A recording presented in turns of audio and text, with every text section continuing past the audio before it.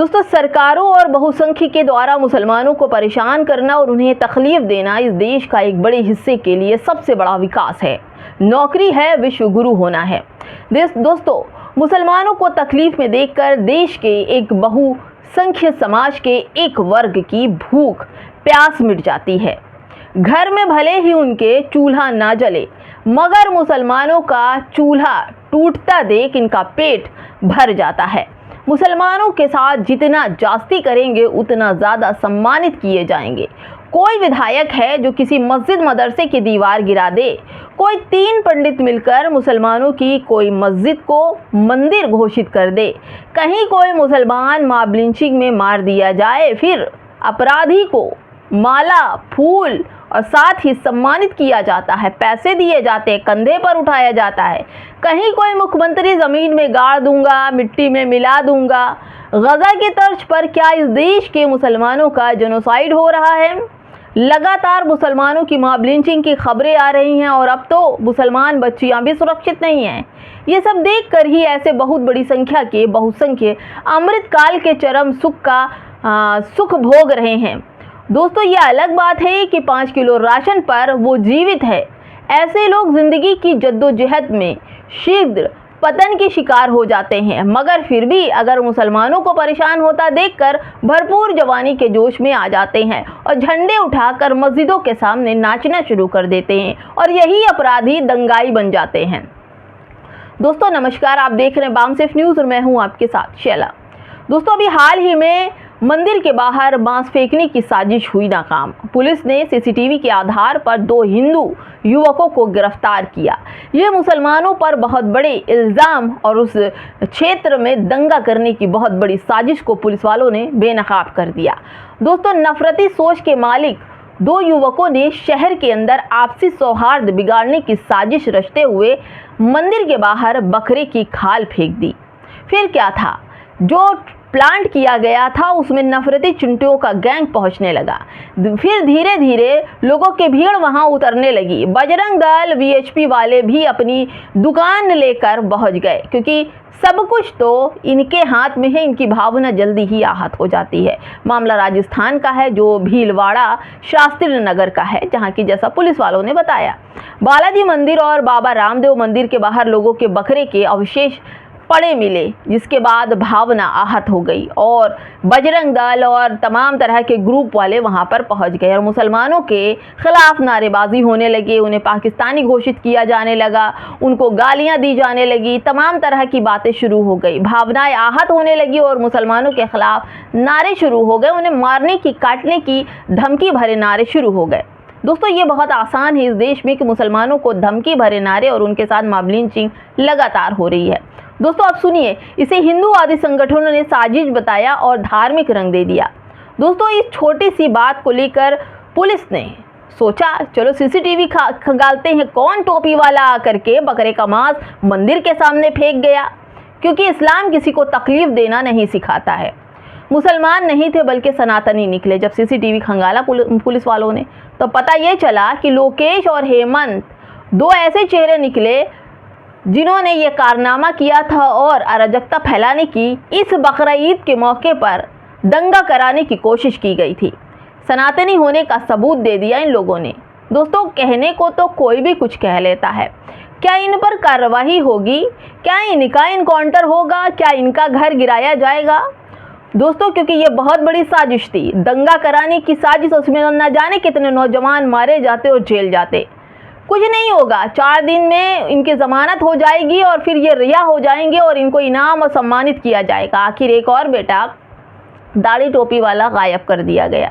लगातार ट्रेन के अंदर मुसलमानों की लिंचिंग, मुसलमानों को गायब करना, मुसलमानों से मारपीट की खबरें लगातार आ रही हैं। दोस्तों, अफसोस है कि मदरसे का इस बार एक छात्र निशाना बन गया।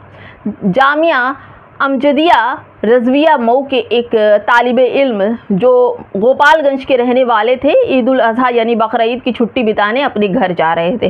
रास्ते में कुछ लोग मिले और इनसे इनकी दाढ़ी टोपी देख करके इनसे कहा सुनी की और मारपीट शुरू कर दी।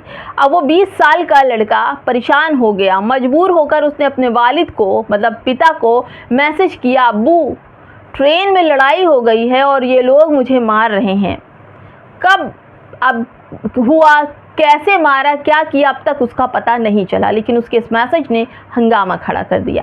उसके वालिद साहब ने बार बार फ़ोन किया, लगातार फ़ोन किया, लेकिन उसके बाद से एक मैसेज के बाद उसका फ़ोन बंद हो गया। अब्बू सब मार रहे हैं, ट्रेन से आया मैसेज से पूरा घर थर्रा गया। क्योंकि एक अभी आपने हाल ही में देखा मौलाना तौसीफ रज़ा को किस तरह से ट्रेन में मारपीट हुई। लाइव उनकी बीवी ने बताया कि मेरे से बात हुई, मैं चिल्ला रही थी कोई उनकी मदद करो, लेकिन कोई उनकी मदद को नहीं आया। और अंत में मौलाना तौसीफ रज़ा की बॉडी को ट्रेन के नीचे फेंक दिया, जिससे उनकी मौत हो गई।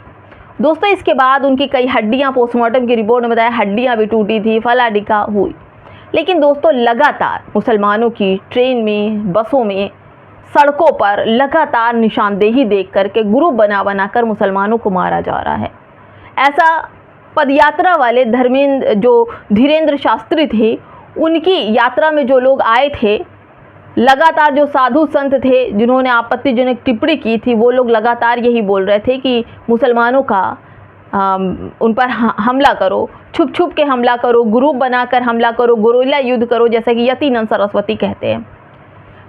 दोस्तों, इस तरह से मुसलमानों के कई ऐसे बच्चे हैं जो लगातार पहले गायब हो जाते हैं और फिर उनकी लाश मिलती है, और वो भी बुरी तरह से। ऐसी जगह चोट पहुंचाई जाती है कि उनका बचना मुश्किल हो जाता है। दोस्तों, फिलहाल अभी फैज़ान का कोई भी पता नहीं है, फैज़ान नहीं मिले हैं, उनके घर वाले परेशान हैं। उनका एक मैसेज ने पूरे लोगों को झकझोर कर रख दिया है। अब इधर आइए दोस्तों, ये मामला सिर्फ एक लापता युवक का नहीं, बल्कि ट्रेन में सफ़र करने वाले मुस्लिम युवकों और मदरसा छात्रों की सुरक्षा को लेकर भी बड़े सवाल खड़े हो रहे हैं। अभी हाल में आपने देखा ना, उड़ीसा जाते हुए 167 बच्चों को डिटेन कर लिया गया। 13 दिन तक उन्हें डिटेन रखा, छोटे छोटे मासूम बच्चों को। यही सब है, टोपी दाढ़ी देखी नहीं कि उन पर कार्रवाई शुरू हो जाती है। दोस्तों, फैज़ान अभी तक मिले नहीं हैं, निष्पक्ष जांच की बात की जा रही है, पुलिस लगातार उन्हें ढूंढ रही है, लेकिन अभी तक उनका कोई पता नहीं चल रहा है। इधर आइए दोस्तों, कश्मीर में 11 साल की एक छोटी बच्ची जो हाफिज़े कुरान बनना चाहती थी, जिसका कत्ल कर दिया गया बड़ी बेरहमी से। पहले उसके साथ हैवानियत की गई और फिर उसका कत्ल कर दिया गया। चुन चुन कर मुसलमान निशाने पर है। एक छोटी बच्ची से जिसके सर पर हिजाब और हाथों में कुरान थी, वो पढ़ना चाहती थी, वो हाफिज़े कुरान बनना चाहती थी, लेकिन दरिंदों ने ऐसा नहीं होने दिया, क्योंकि उसके सर पर हिजाब और हाथों में कुरान थी।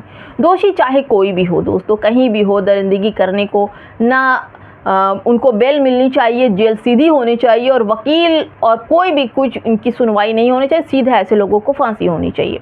जम्मू कश्मीर के वाडगाम ज़िले के जो गलवानपुरा है, वहाँ की ये घटना है, जहाँ पर 13 वर्ष की अनम बताया जाता है, कोई 11 वर्ष की बता रहे, कोई 13 वर्ष की, लेकिन हाफिज़ा बनना चाहती थी और उनकी अपनी कौम का नाम रोशन करना चाहती थी। लेकिन मासूम की हालत इस तरह से उसकी बॉडी मिली कि एक तरफ कुरान पढ़ा था और दूसरी तरफ उसकी चप्पलें पड़ी थी।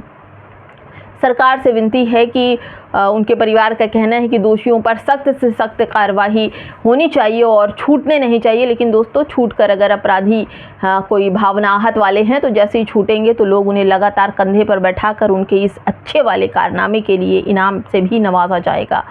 मुसलमान बच्चों के सुरक्षा कैसे होगी, कोई तो बताए। एक मौलाना का शव भी रेल के लाइन के पास मिला, और आपने देखा कि एक सिपाही था जिसने ट्रेन के अंदर एंट्री करते ही 3 मुसलमानों को देखा था और फ़ौरन गोली मार दी थी।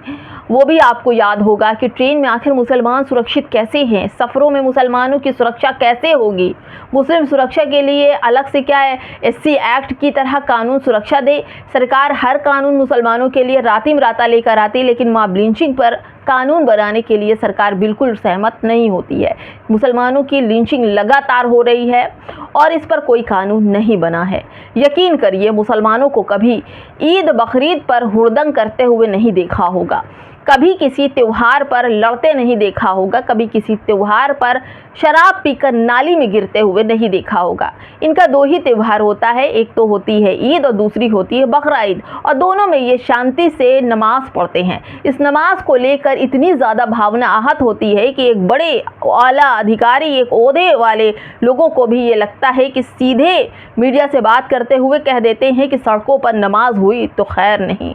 खैर दोस्तों, मुसलमानों को सोचना होगा, समझना होगा कि इस देश में संविधान है, अपनी सुरक्षा के लिए गुहार संविधान से लगाएं, न्यायालय है और न्याय सबको मिलना चाहिए। जिस तरह से मुसलमानों का लगातार उनके साथ हिंसा हो रही है, उनकी मॉब लिंचिंग हो रही है, उनके त्योहारों पर उन पर पाबंदी लगाई जा रही है, इन सब को सोचना होगा और बड़े पैमाने पर संगठित लोगों के साथ मिलकर संविधान की और न्याय की गुहार लगानी चाहिए। फिलहाल दोस्तों इस वीडियो में इतना ही। नमस्कार।